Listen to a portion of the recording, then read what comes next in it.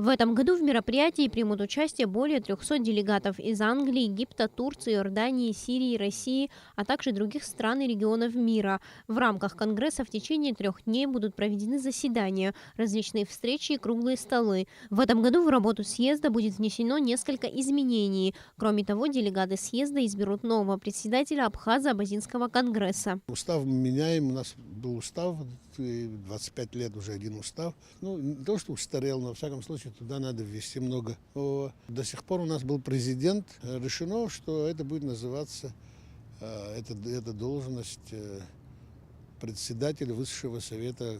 С момента создания Абхазо-Абазинского конгресса прошло 25 лет. Первый съезд прошел в 1992 году в селе Лыхны. В то время перед его организаторами и участниками стояла первоочередная задача – объединить усилия, чтобы выстоять в войне. Сегодня организация добивается всемирного признания Абхазии, а также объединения представителей народа, проживающих в 53 странах мира. Цель – это единство. Без единства ничего у нас не получится. Не получилось бы во время войны, потому это было создано, и сегодня не получится в строительстве государства, если мы не будем едины. Чтобы приобщить всю нашу диаспору к строительству государства.